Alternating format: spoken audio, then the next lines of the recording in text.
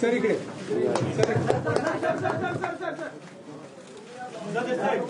Sir sir इकडे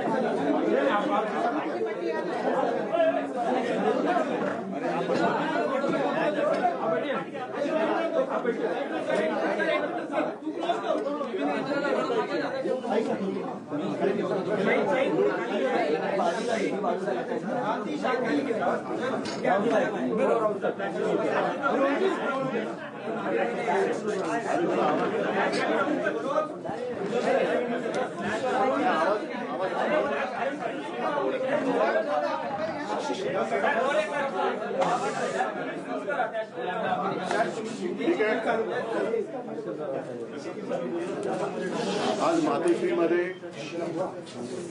बिहारचे लढवय्ये मुख्यमंत्री आणि उपमुख्यमंत्री नितीशजी आणि तेजस्वी हे पहिल्या प्रथम आलेले आहेत आणि लढवय्या हा शब्द वापरल्यानंतर इथे त्यांचा येण्याचा हेतू हा आपल्याला सगळ्यांना कळला असेल।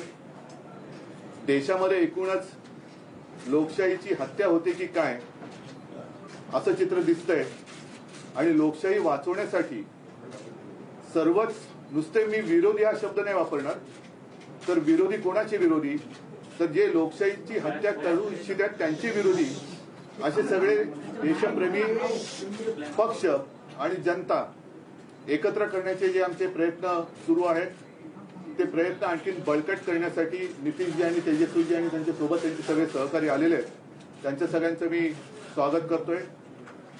आजच सर्वोच्च न्यायालयाचा निकाल सुद्धा आलेला आहे आणि मला खरंच एका गोष्टीचं समाधान आहे। मी वारंवार असं म्हटलं होतं की सर्वोच्च न्यायालयाचा निकाल हा केवळ शिवसेनेच्या भवितव्याचा नसेल, तर तो आपल्या देशातल्या लोकशाहीच्या बद्दल, लोकशाही जिवंत राहणार की नाही याबद्दलचा असेल। आणि माननीय सर्वोच्च न्यायालयाने आज जो निकाल दिलेला आहे त्याच्यामध्ये एकूणच सत्तेसाठी हपापलेल्या लोकांचं उघडं नागडं राजकारण हे त्यांनी त्याची पूर्णपणाने चिरफाड केलेली आहे। सगळ्यात महत्वाचं म्हणजे राज्यपाल महोदयांची जी भूमिका होती ती संशयास्पद, आता त्या संशयास्पद म्हणायला सुद्धा काही अर्थ राहिलेला नाही, ती सरळ सरळ अयोग्य होती आणि एकूणच राज्यपालांच्या भूमिकेचं सुद्धा वस्त्रहरण झालेलं आहे. मग ते दिल्लीच्या बाबतीत असेल, इथल्या बाबतीत असेल. आणि राज्यपाल ही यंत्रणा ही एक आतापर्यंत आदरयुक्त अशी यंत्रणा होती, पण राज्यपाल यंत्रणेचे धिंडोळे ज्या पद्धतीने शासनकर्ते काढतायत ते बघितल्यानंतर आता याच्या पुढे राज्यपाल यंत्रणा ही अस्तित्वात ठेवावी की नाही हा सुद्धा एक मोठा विचार मला असं वाटतं सर्वोच्च न्यायालयापुढे आपल्याला न्यायला पाहिजे. तूर्त सर्वोच्च न्यायालयाने जो निकाल दिलेला आहे त्याच्यामध्ये राज्यपालांना अधिवेशन बोलवण्याचा अधिकार नव्हता, त्यांनी बोलवण्याची गरज नव्हती वगैरे वगैरे सगळे आता आपण डिटेलमध्ये गेल्यानंतर कळेल. पण अपात्रतेचा निर्णय हा त्यांनी अध्यक्षांवरती जरी सोपवला असला तरी पक्षादेश हा त्यावेळेचा जो पक्ष म्हणजे माझी शिवसेना त्या शिवसेनेचाच राहील. आता अध्यक्ष महोदयांना सुद्धा याच्यामध्ये वेळ न काढता लवकरात लवकर निर्णय घ्यावा याच्यासाठी आम्ही आता मागणी तर करूच. हा एक भाग झाला. लेकिन आज नीतीश जी और तेजस्वी जी आए हैं, मैं आपका स्वागत कर ही रहा हूं और लड़ाई तो आज शुरुआत हो गई है. मैंने जैसे अभी अभी आपको कहा जब हम अंदर बात कर रहे थे तो एक ज्याला शुभ शकुन असं म्हणतो कि इतने दिनों से हमारी लड़ाई चल रही थी सर्वोच्च न्यायालय में, आज आप भी आ गए और वो निर्णय भी आ गया. इस देश में अब प्रजातंत्र उसकी रक्षा करना हमारा काम है. जैसे सर्वोच्च न्यायालय ने कहा कि अगर मैं रिजाइन नहीं करता, मैं इस्तीफा नहीं देता तो शायद वो मैं वापस मुख्यमंत्री बन जाता. मैं मेरे लिए नहीं लड़ रहा हूं, मेरी लड़ाई जनता के लिए है, मेरे देश के लिए, मेरे राज्य के लिए है. और भले हम इसके पहले राजनीति में विवाद तो होते रहते हैं, लेकिन एक मत तो हमारा हो गया है कि इस देश को हमें बचाना है, संविधान को बचाना है. और इसलिए आप यहाँ आए हैं, हम मिलकर पूरे, आप तो पूरे देश में घूम रहे हैं, सबके घर जा रहे हैं, हम सब मिलकर ये जो अपने देश को फिर से एक बार गुलाम बनाना चाहते हैं उनको घर भेजेंगे. और मुझे पक्का भरोसा है पूरी जनता हमारा इंतजार कर रही है. राजीनामा देण्याची चूक झाली असं वाटतं का? जी बोलेंगे तो आपने तो बात बता ही दिया है. हम सब लोग तो आए ही हुए हैं इनसे मिलने के लिए. बातचीत तो बहुत होती रहती थी, लेकिन ये तय था कि एक लोग आएंगे. इन्होंने आज ही का समय दिया और आज जो इनका मामला था जिसके बारे में जानते ही हैं, इनके साथ जो अन्याय हुआ था, अब जिस तरह से जो फैसला आज आ गया तो बहुत अच्छा हुआ है. अब तो इन्होंने खुद ही बता ही दिया है. और किसी भी प्रकार से एक तो आश्चर्य की बात है कि पार्टी के नाम को कैसे कोई बदल सकता है. तो इन सब चीजों को लेकर के तो हम लोग सब दिन तो अपनी बात अपना इनके साथ हम लोग रही हैं, लेकिन अभी जो हम लोग आए हुए हैं उसका मकसद इन्होंने बता दिया. हम लोग चाहते हैं कि पूरे देश में अधिक से अधिक पार्टियां एकजुट हों और मिल करके हम लोग लड़ेंगे. तो आज जो केंद्र में हैं वो पूरे देश के लिए कोई काम नहीं कर रहे हैं और समझ लीजिए इतिहास बदल रहा है. इसलिए इन सब चीजों को देखते हुए अपने देश के हित में और आजादी की लड़ाई हुई और किस तरह से देश आजाद हुआ है और कितना ज्यादा काम होता रहा है. पहले से काम तो करते नहीं. अब आप सब लोग मीडिया के साथी हम आपका नमन करते हैं, आपके हम खिलाफ नहीं कुछ बोल सकते, लेकिन हम जानते हैं ना कि आप लोगों के ऊपर भी किस तरह से किया है कब्जा. कि कोई बात तो थोड़ा बहुत आप कह दीजिएगा, लेकिन ज्यादातर वो लोग अपनी तरफ से विचार करवा रहे हैं. काम क्या कर रहे हैं देश में बताइए? कहीं कोई काम हो रहा? और अलग अलग राज्यों में दूसरे पार्टी के लोगों ने जो काम किया है उसके बारे में तो उतना चर्चा भी नहीं होता है. तो इसीलिए देश के हित में जरूरी है कि भाई देश आगे बढ़े और आपस में किसी तरह का विवाद नहीं होना चाहिए. कोशिश क्या हो रही है? समाज में एक तरह का विवाद पैदा हो और ये नहीं होना चाहिए. सब में एकता, हिंदू मुस्लिम कोई भी जाति के हो, सब में कोई विवाद नहीं होना चाहिए, एकता रहनी चाहिए. तो हम लोग तो यही चाहते हैं कि ज्यादा से ज्यादा पार्टियां एक साथ मिल करके काम करेंगी. और इस बीच में बहुत लोगों से बातचीत हो गई है आज तो इनसे ऐसे हमारी बात हम लोगों की होती रहती है, आई है, आज भी बात करेंगे। अब इसके बाद ये तय होगा कि कब मीटिंग सब लोगों की होनी। तो अभी तो एक राउंड आप जानते ही हैं, पिछले महीने भी हम लोगों ने बातचीत किया और जिस तरह से बातचीत हुई है अनेक पार्टियों से, बहुत लोगों से बहुत अच्छी बातचीत हो गई है। अब उसके बाद आगे जो करना होगा वो हम लोग करेंगे। लेकिन अभी तो आए हैं, बस यही मकसद है इनका और हम लोगों का विचार तो एक ही है ना, भाई देश के हित में काम करेंगे। कोई तरह से जो हमारा पुराना इतिहास है देश का उसको बिल्कुल कायम रखेंगे। तो ये सब चीजों के लिए करेंगे। ये लोग तो अपना कर रहे हैं ना, इन लोग आजादी की लड़ाई से क्या मतलब था, जिनको कोई मतलब नहीं। अब वो सोच लीजिए कितना कोई काम हो रहा है, अपने अपने ढंग से नई नई चीजों का नामकरण कुछ भी होते रहता है।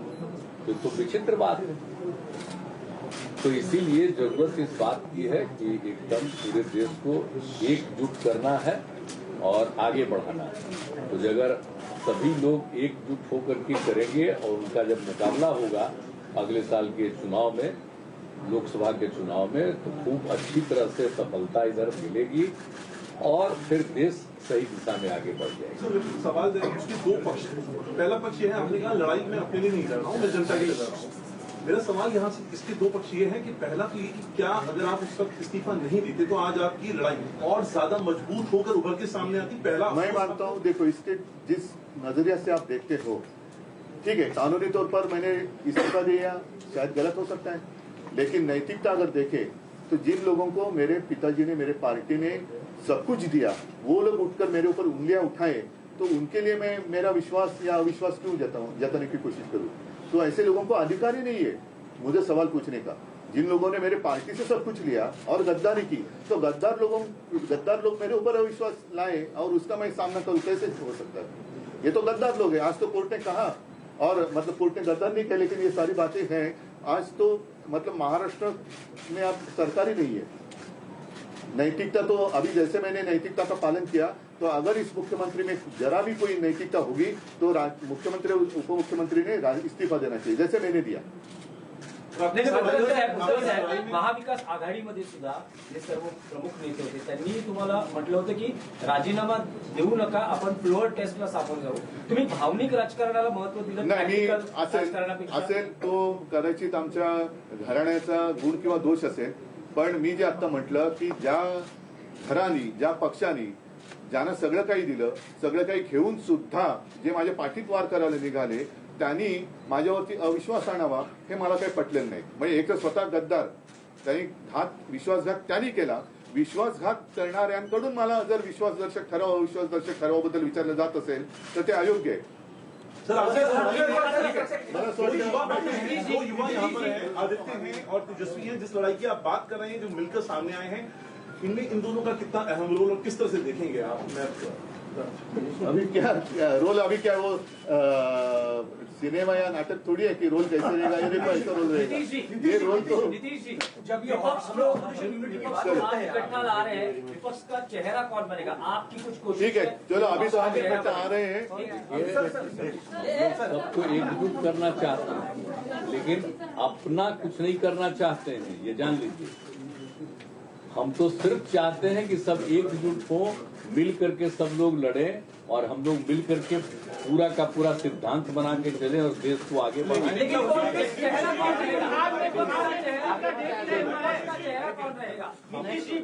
वो नहीं बनना है, और जो भी बनेंगे तो सब मिलके सबको आगे बढ़ाएंगे। बिहार में मीटिंग का डेट तय हुआ है, मीटिंग का डेट तय हुआ है बिहार में।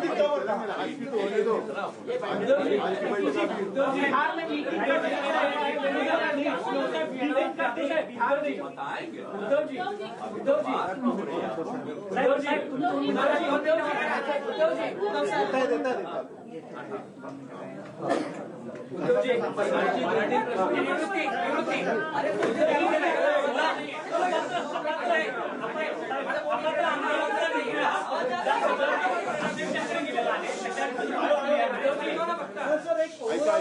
सर्वोच्च न्यायालयाचा निर्णय आला आहे, त्यानंतर पुढे काय?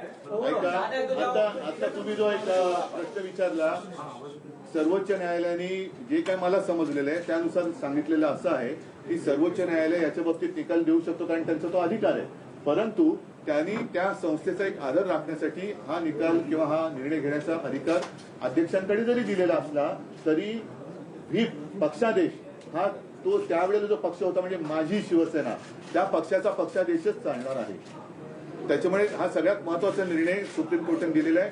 त्याचबरोबरीने निवडणूक आयोगावरती सुद्धा ताशेरे मारलेले आहेत, राज्यपालांवरती ताशेरे ओढलेले आहेत. एकूणच हे चापकाचे फटकारे जर जे तिकडे खुर्चीत बसलेले आहेत ते निर्डावलेले नसले तर त्यांना पुरेसे आहेत आणि त्यानुसार आता तरी त्यांनी सुधारण्याची आवश्यकता आहे. नाही, उद्धवजी स्ट्रेट प्रश्न आहे की मुख्यमंत्र्यांनी विद्यमान मुख्यमंत्र्यांनी राजीनामा द्यावा नैतिकतेच्या आधारावर, अशी तुमची ठोस मागणी माझी आहे का? जसं मी तुम्हाला म्हटलं की मी एक नैतिकता मला असं वाटलं की ज्यानं सगळं काही देऊन सुद्धा हपापलेली लोक ही माझ्यावरती अविश्वास ठराव आणणार आणि त्यांच्या हपापलेपणानं मी पुरेसा पडू शकत नाही, कारण आणखीन काय देणार.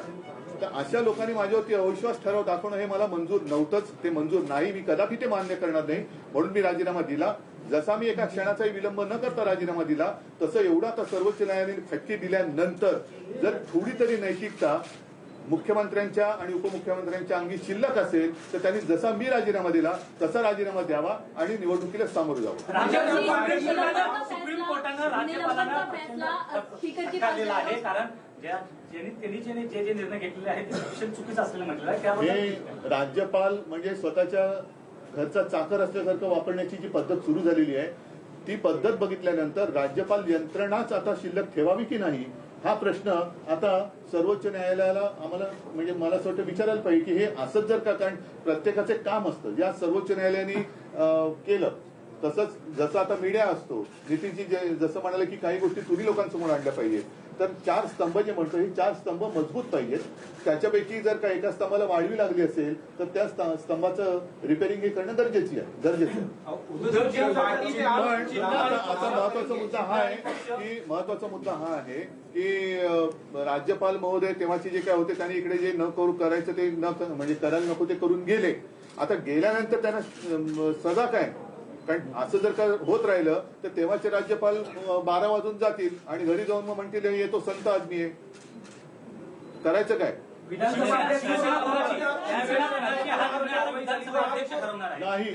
नाही अजिबात नाही. अपात्रतेचा निर्णय हा त्यांना ठरवायचा आहे, पण जे मी समजलं त्याच्याप्रमाणे त्यांनी फुटीरांचा व्हीप नामंजूर केलेला आहे सर्वोच्च न्यायालयाने, त्याच्यामुळे माझ्या शिवसेनेचाच व्हीप लागू होणार. यांच्यावरही कारवाई झाली पाहिजे असं तुमचं म्हणणं आहे का? बिलकुल आहे, कारण नाहीतर ही प्रथा आणि हा पायंडा पडेल की त्यावेळेला राज्यपाल म्हणजे नाही तर राज्यपाल काय, राज्यपाल ही संस्था म्हटल्यानंतर ती काय कॉम्प्युटर नाहीये. त्या व्यक्तीच्या जर का त्याच्या मर्जीप्रमाणे ती यंत्रणा चालायला लागली तर त्या व्यक्तीला किंवा काय जाब हा विचारला गेला पाहिजे, नाहीतर तो पायंडा पुढे पडेल. प्रत्येक राज्यपाल हेच म्हणतील की आम्हाला काय आमच्या काळात त्यांचे 12 वाजून जायचंय, निकाल येईपर्यंत आम्ही आमच्या घरी पोहोचलेलो असू.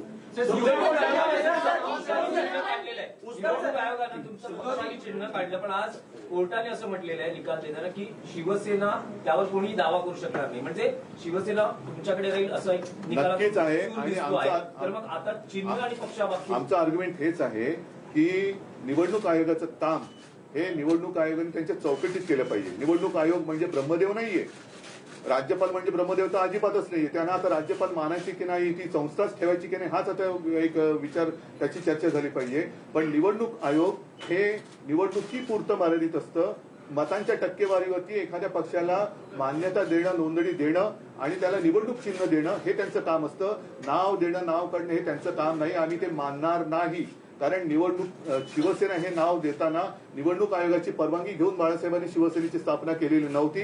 त्याच्यामुळे कदापि शिवसेना हे नाव दुसऱ्याला आम्ही घेऊ देणार नाही. तो निवडणूक आयोगाचा घटनाबाह्य अधिकार आहे, कारण नाव धनुष्यबाण आणि हे त्या मतांच्या टक्केवारीवरती ठरवण्याचा अधिकार कदाचित किंवा निवडणूक आयोगाला आहे. जसं आता काही पक्षांची राष्ट्रीय पक्ष म्हणून मान्यता काढली ते तुम्ही मतांच्या टक्केवारीवरती नोंदणी करू शकाल, पण नाव नाही काढू शकत. नाही असं आहे की उद्या मी निवडणूक आयुक्तांचंच नाव बदलून वेगळं काय केलं तर काय होईल, तर त्याच्यामुळे ते माझं शिवसेना नाव नाही काढू शकत नाही आणि आम्ही काढू देणार नाही. आम्ही शिवसेना म्हणूनच राहणार.